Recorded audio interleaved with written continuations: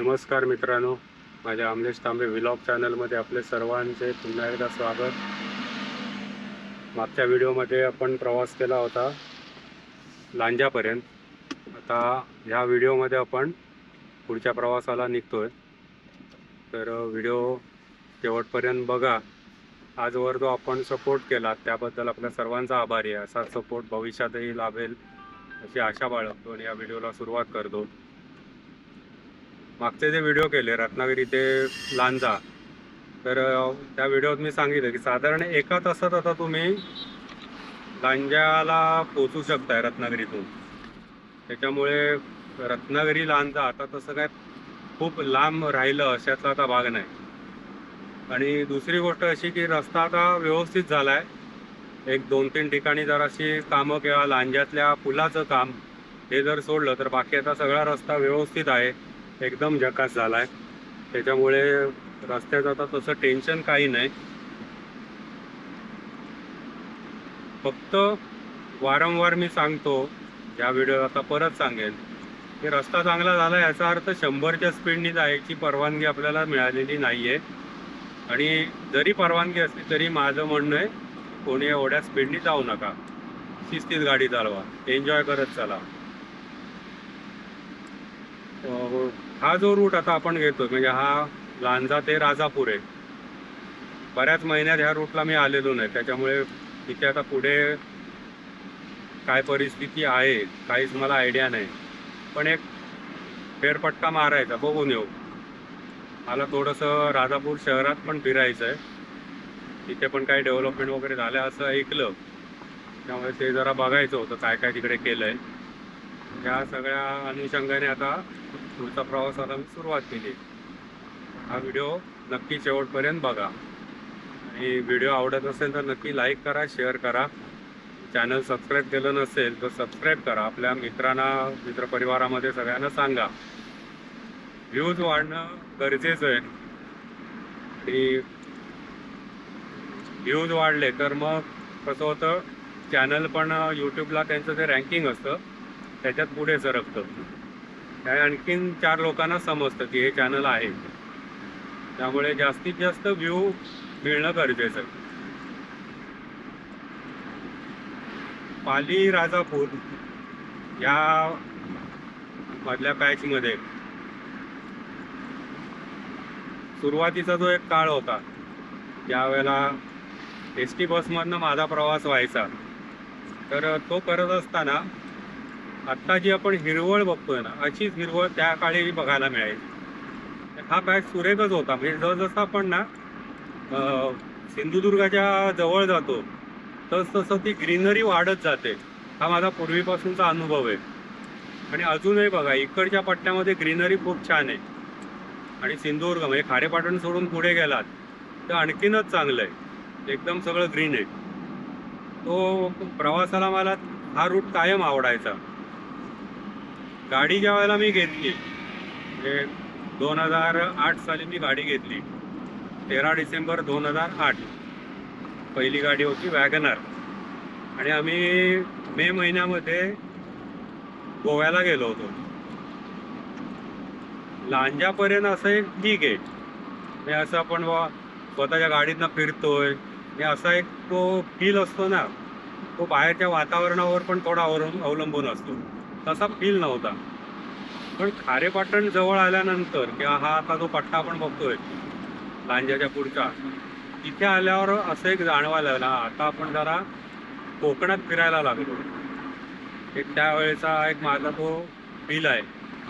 आणि आजही मी बघतो ना की रत्नागिरी ते लांजा या पट्ट्यामध्ये तशी झाडी फार मोठ्या प्रमाणावर वगैरे अशी नाही आहे. त्या तुलनेत इकडच्या पट्ट्यात तुम्हाला झाडी भरपूर बघायला मिळेल. हे इथलं गोव्यातलं मंदिर पहिल्यांदा छोटं होतं, आता बहुतेक नूतनीकरण त्याचं झालंय.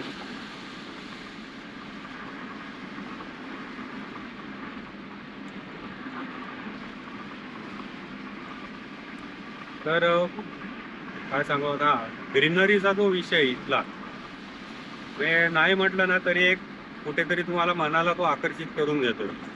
आणि ज्यांना खरोखर निसर्गाची आवड आहे, निसर्गातनं फिरणं किंवा निसर्गाची फोटोग्राफी, लँडस्केप वगैरे करणं, त्यांना हा पट्टा खरोखर छान आहे, वरदान आहे त्यांच्यासाठी. त्या तुलनेने रत्नागिरीतनं पुढे तुम्ही मुंबईच्या दिशेने जर गेला तर तिकडे तुम्हाला एवढी हिरवळ बघायला नाही मिळणार. तिकडे असं रखरखीत आहे, शुकशुकाट आहे सगळा. हा इकडचा एरिया मला खूप आवडतो फिरायला, गाडीतनं फिरायला तर मस्तच. त्यात असा पाऊस वगैरे असेल ना तर ते आणखीन वातावरणच वेगळं असतं. हा जो माहोल आहे हा वेगळाच असतो. एन्जॉय करायचा, फक्त आपल्या स्पीडमध्ये राहून एन्जॉय करायचं.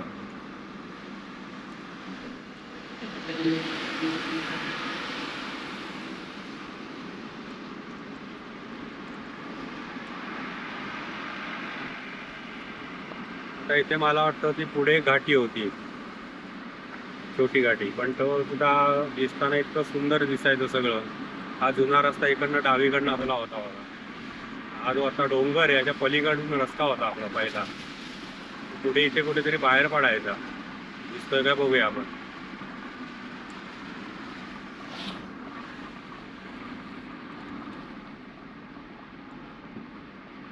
नाही दिसत आहे, तो कुठेतरी बाहेर तिकडे मागेच बाहेर पडलाय वाटतं. आणि नंतर मग ही घाटी सुरू व्हायची.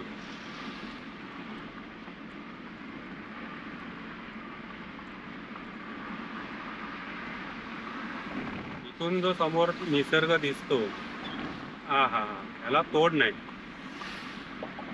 फक्त निसर्गच बघत बसू नका, रस्त्याकडे लक्ष ठेवा. आणि इथे पण अशी वळणं पहिली जी होती ती तशीच राहिलेली आहे. हे आपला पहिला हा रस्ता, पलीकडचा रस्ता हा डोंगर फोडून झाला.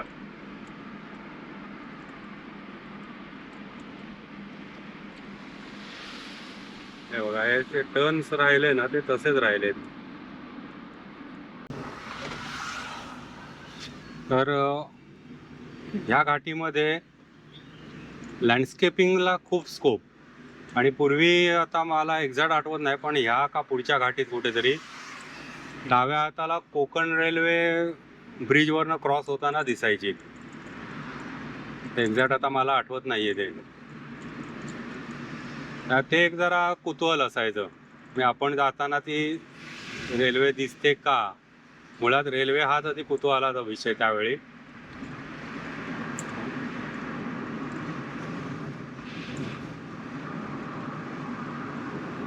मध्यंतरी ह्या मधल्या पॅचचं जरा काम राहिलं होतं, पण आता काय तसा इश्यू नाही, झालंय काम सगळं.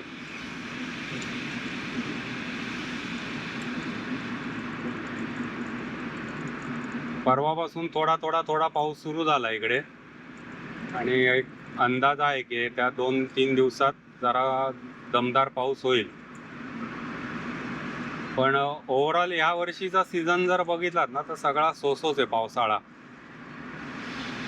नेहमीपेक्षा खूप कमी होणार आहे पाऊस.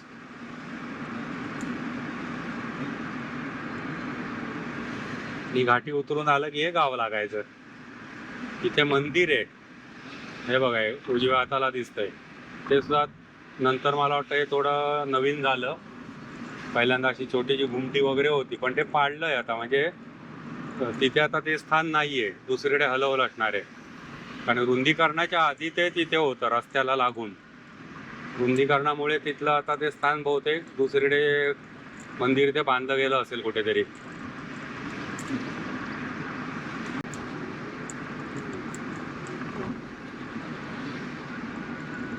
बड़े धोखे हैं, बड़े धोखे हैं इस राह में, बाबूजी धीरे चलना, प्यार में जरा संभलना.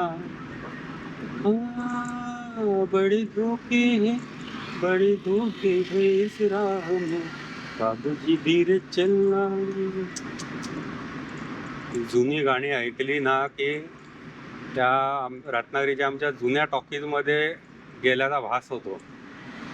रत्नागिरीला 3 टॉकीज, राधाकृष्ण, त्याच्यानंतर श्रीराम आणि त्याच्या पलीकडे लता टॉकीज. दर शुक्रवारी नवीन पिक्चर लागायचा. अगदीच हिट पिक्चर असेल, सुपरहिट झालेला, तो 2 आठवडे 3 आठवडे क्वचित प्रसंगी 1 महिना अगदी मोजके पिक्चर असतील ते 1.5 किंवा 2 महिने रत्नागिरीमध्ये चालले. पब्लिकच नाही ना फार, पण तरी ते तेवढे चालले. पण ते दर शुक्रवारी पिक्चर बदलायचा आणि शाळेत जाताना वाटेवरतीच पहिलं टॉकीज राधाकृष्ण, आम्ही राहतो त्याच्या बरोबर बॅक साईड. पोस्टर बघत जायचं, रोज ते पोस्टर बघायचं, पण तरी समाधान नसायचं पोस्टर ते बघण्यातलं. रोज ते पोस्टर बघत बघत शाळेत जायचं, येताना पोस्टर बघत बघत घरी यायचं. आज पण आता 2 टॉकीज अजून शिल्लक आहेत. लता टॉकीज होतं ते बंदच झालं आणि तिथे सगळं म्हणजे तो हॉल झाला आता. पण राधाकृष्ण आणि दुसरं श्रीराम टॉकीज जे आहे ती मात्र अजून खुर्च्या शाबूत आहेत, पडदा आणि खुर्च्या. बाकीयातलं मशीन म्हणजे प्रोजेक्टर वगैरे सगळं दुसरीकडे नेलं आणि ती आता नुसती टॉकीज दोन्ही बंद आहेत. करोनामध्ये जे बंद पडलं ते बंदच पडलं, त्याच्यानंतर ते परत कधी सुरू नाही झालं. आजही ते प्रतीक्षेमध्ये आहेत. आपल्याकडे कधीतरी पुन्हा नवीन एखादा पिक्चर लागेल आणि पब्लिक शिट्या मारत येईल पिक्चर बघायला, आशेवरती ती 2 टॉकीज आहेत. अर्थात आता मालक काय करतील त्याच्यावर, मालकाच्या मर्जीवर सगळं. पण तो एक काळ आम्ही तिथे एवढा एन्जॉय केलाय ना. शुक्रवारी पिक्चर बदलला की शनिवारी आम्ही टॉकीजमध्ये हजेरी लावायचो. त्या बाबतीत मी स्वतःच कबूल करतो, पिक्चरच्या बाबतीत आम्ही वेडे पुळे. आणि ते कुळ मात्र अजून आज पण आहे.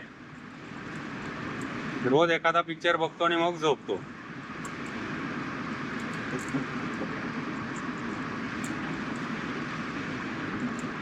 काही आठवणी अशा पण आहेत, म्हणजे पूर्वी VCRचा जमाना जेव्हा सुरू झाला, भाड्याने मिळायचा VCP आणि VCR.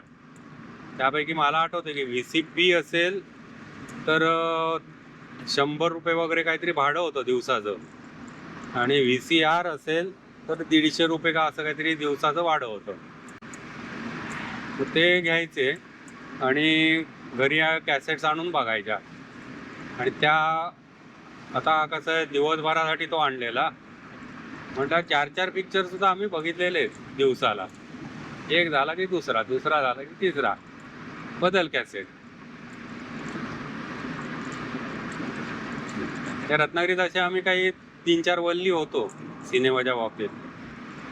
पिक्चर बघणे, सिनेमा बघणे.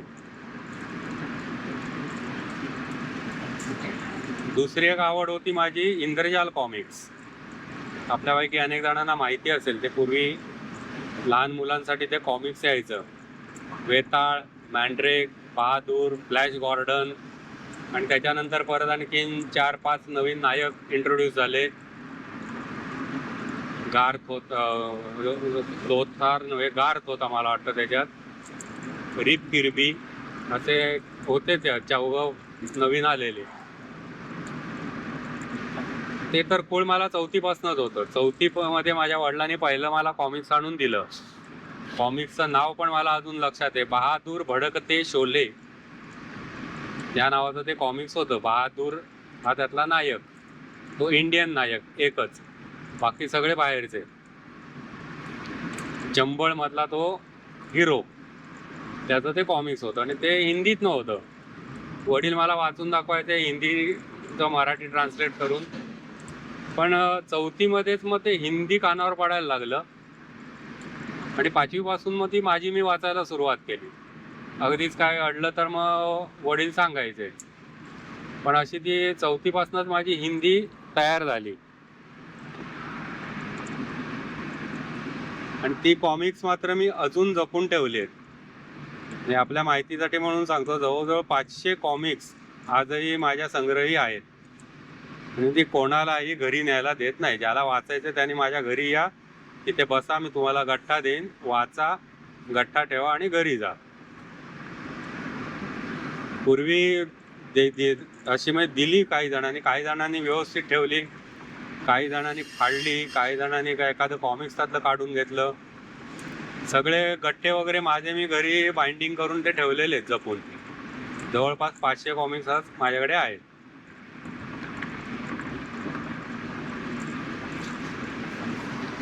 असो, थोडासा वेगळा विषय. आपला प्रवास राजापूरच्या दिशेने चालूच आहे. पाऊस थोडा थोडा थोडा थोडा पिरपिर करतोय. 9 किलोमीटरवर आता आहे राजापूर. मागच्या व्हिडिओमध्ये मी एक CNG बद्दल तुम्हाला सांगितलं की काही जणांचे मला फोन आले की CNG तुम्ही बसवलात, तुम्हाला प्रॉब्लेम्स काय आले का, किंवा काय परफॉर्मन्स गाडीचा आहे वगैरे. तर आत्ता या व्हिडिओत थोडा वेळ आहे तर सांगतो मी परत. आफ्टर मार्केट CNG केल्यानंतर तसं बघायला गेलं तर गाडीला मेजर काहीच प्रॉब्लेम नाही. मेजर म्हणण्यापेक्षा मायनर एक प्रॉब्लेम असा होता की गाडीचा चेक लाईट इंडिकेटर लागत होता आधेमध्ये. पण सुरुवातीचा म्हणजे मी थोडं वाचन पण केलं आणि ज्यांच्याकडे मी CNG इन्स्टॉल केला त्यांनी पण सांगितलं सुरुवातीला थोडंसं सेटिंग होईपर्यंत असा इंडिकेटरचा प्रॉब्लेम होतो.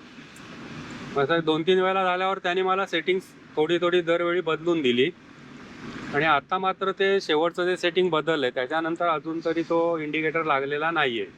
तरी बघू एक वर्षभरात काय होतं ते मी चेक करतोच आहे. बाकी परफॉर्मन्स जर विचाराल तर तसा काहीही मोठा फरक मला जाणवत नाही. फक्त अगदी मोठे चढ जे असतात त्या चढामध्ये तुम्हाला थोडा पॉवर लॅग जाणवतो. पण माझी पहिल्यापासून ड्रायव्हिंग स्टाईल अशी मोठा चढ दिसतोय आणि मला समजतं की ह्या चढामध्ये 4थ्या किंवा 5व्या गिअरला गाडी जाणार नाही, मी आधीच 3ऱ्या गिअरवरती गाडी आणतो. म्हणजे काही जण जे करतात ना की अगदी 4थ्या-5व्या गिअरवर जेवढी नेईल तेवढी चालवायची आणि मग अचानक गिअर बदलायचा, ते मी करतच नाही. मी सुरुवातीलाच लोअर गिअर घेतो, त्याच्यामुळे गाडीला व्यवस्थित पॉवर मिळते आणि मग लॅग जाणवत नाही. हा पॉवर लॅगचा जो इश्यू आहे तो माझ्या दृष्टीने काय तेवढा फार मोठा नाही किंवा तो मला फार जाणवत पण नाही माझ्या या ड्रायव्हिंग स्टाईलमुळे. इकॉनॉमी म्हणाल तर गाडी मी दरवेळी सांगतो की गाडी ॲव्हरेज देत नाही, ॲव्हरेज ड्रायव्हरने मिळवायचं असतं गाडीकडून. तर तुम्ही जर व्यवस्थित गाडी चालवत असाल, एका व्यवस्थित RPMला गाडी ठेवून चालवत असाल, तुम्हाला चांगलंच ॲव्हरेज देते गाडी. आणि आता CNG बसवल्यानंतर मला 25 ते 28 या 29 या दरम्यान मला ॲव्हरेज पडतं आहे. 25 किलोमीटर पर kg किंवा 28 किलोमीटर पर kg. शेवटी कुठल्या रूटला तुम्ही जाताय त्याच्यावर अवलंबून आहे. घाट वळणाचा रस्ता, छोटा रस्ता, खराब रस्ता जिथे तुम्हाला वारंवार गिअर बदलायला लागतो असं जर होत असेल तर ते ॲव्हरेज थोडं कमी होतं. पण हायवेवरती जर म्हणाल तर एकदा तर 31पर्यंत दिलं आहे ॲव्हरेज. पण बाकी इतर वेळेला मी सगळे मिळून जर टोटल ॲव्हरेज जर काढलं रनिंगचं तर 28-29 पर्यंत पडत. आणि सिटीमधलं माझं रनिंगच तसं फार नाही आहे, त्याच्यामुळे सिटीतलं मी आत्ता तुम्हाला नक्की काही सांगू शकत नाही ॲव्हरेज किती मिळतं. म्हणजे CNG बसवल्यापासून माझं सिटीतलं रनिंग नाही आहे झालेलं. ॲव्हरेज बघण्या एवढं रनिंग जे पाहिजे व्हायला तेवढं काय झालेलं नाही. तर त्याची आत्ता मला काय तशी माहिती देता येणार नाही. आणि CNGला ह्याचं जे सांगतात की फुल लोडेड गाडी असेल तर जोरात पळत नाही वगैरे, तर असं काही नाही. तुम्ही ग्रॅज्युअली स्पीड वाढवा आणि मग एक कॉन्स्टंट स्पीडला गाडी ठेवा, कॉन्स्टंट RPMला गाडी ठेवा, तसा काय इश्यू त्याला नाही आहे. अनेकांचं मी बघितलं ना ड्रायव्हिंगच रॅश असतं किंवा ॲक्सिलेटरवर जोरात पाय दाबून ठेवायचा. असं झालं की तुम्हाला ॲव्हरेज नाही मिळत गाडीला आणि काही वेळेला पॉवर लॅगसुद्धा येतात मध्येच. स्टेडी मुवमेंट्स तुमच्या पाहिजे तर काय तसा इश्यू होत नाही गाडीचा.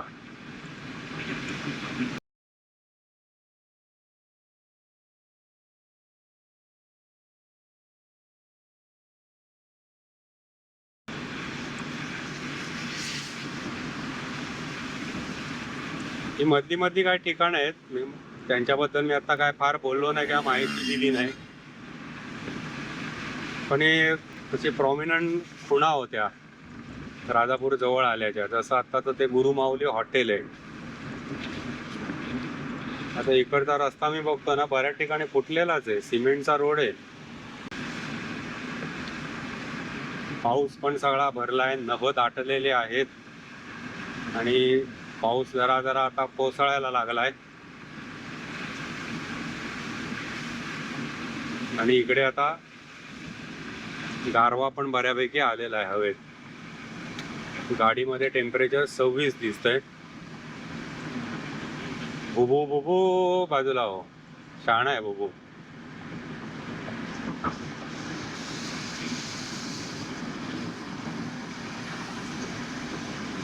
ज्यांच्याकडे 2 व्हीलर्स आहेत ना, त्यांना अशा वातावरणानं फिरायला आणखीन मजा येत असेल. मला पण खरं 2 व्हीलरवरनं फिरायला जास्त आवडतं 4 व्हीलरपेक्षा. माझ्याकडे 2 व्हीलर नाही. हे दोन्हीचे फायदे आणि तोटे आहेत. 2 व्हीलरवरनं खूप सावध राहायला लागतं. पावसामध्ये प्रॉब्लेम्स भरपूर येतात. विशेषतः ज्यांना चष्मा आहे त्यांना खूप प्रॉब्लेम होतो, किंवा रस्त्यामध्ये चिखल पाणी, बारीक लक्ष ठेवून 2 व्हीलर चालवायला लागते. पण त्यांना निसर्ग मात्र मस्त एन्जॉय करत बघत जाता येतो. वेअरॅज 4 व्हीलरमधनं निसर्ग पण बघता येतो, तुम्ही बऱ्यापैकी सेफ असता गाडीमध्ये, पावसाचा तुम्हाला काय प्रॉब्लेम नसतो. त्याच्या जमेच्या बाजू आहेत. फक्त कुठेही मध्येच गाडी पटकन थांबवून बाहेर पडलं, फोटोग्राफी केली असलं करता येत नाही. ते 2 व्हीलरमध्ये तुम्हाला शक्य असतं. दोघांचे असे थोडेसे प्लस मायनस पॉईंट आहे, पण तरी 2 व्हीलरवरनं फिरायची जी मजा आहे ती 4 व्हीलरमधून फिरण्यात नाही, एवढं मला स्पष्ट वाटतं. इथे हा स्पीड ब्रेकर आहे, बऱ्याच जणांना समजत नाही, अचानक येतो नजरेसमोर. 2:20 झाली आहेत. आता जेवायला गर्दी आहे तिथे हॉटेलमध्ये.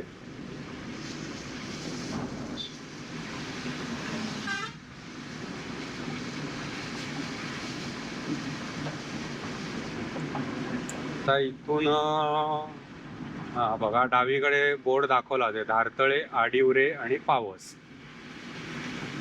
हा जो आता ब्रिज आहे, या ब्रिजच्या खालून तो रस्ता उजवीकडे जातो. तिकडनं तुम्ही धारतळे मार्गे, पावस मार्गे रत्नागिरीला जाऊ शकता.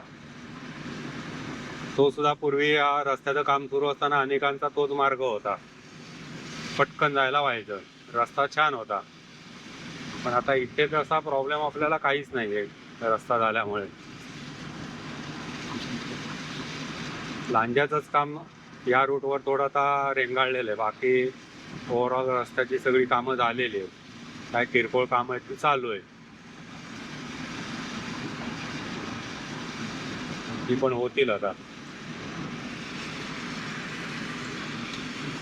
वर्षभरात हा सगळा रस्ता कंप्लीट झालेला असेल असं मला वाटतंय. आता मी ब्रिजची कामं जरा बाजूला ठेवली तर बाकी ओव्हरऑल जो रोड आहे तो सगळा वर्षभरात कंप्लीट होईल. आता आपण राजापुरात आलो. ते राजापूरला उजव्या हाताला राजापूरचा बस स्टँड.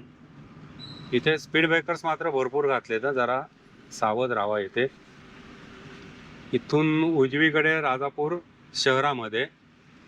आता नंतर मी तिकडच्या रूटला जाणार, एक छोटासा व्हिडिओ जस्ट फेरी मारून येणार गावातनं. आता आपण आता ब्रिजकडे चाललोय. इथे पाठीमागे सगळा फोडलेला डोंगर आहे. या ज्या तुम्हाला भिंती दिसत आहेत, हा इथे ऍक्च्युली डोंगरच होता. हा सगळा फोडून मधनं रस्ता झालाय.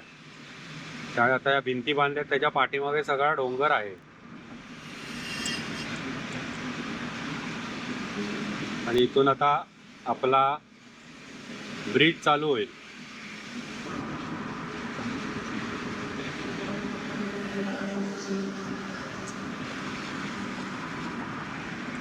ब्रिजवरून पलीकडे जाऊ, मग हा मी व्हिडिओ थांबवतो इथे. तर माझे व्हिडिओ आपल्याला आवडत असतील तर नक्की लाईक करा, शेअर करा. चॅनल सबस्क्राईब केलं नसेल तर सबस्क्राईब करा. आजवरच्या आपल्या सहकार्याबद्दल, सपोर्टबद्दल आभारी आहे.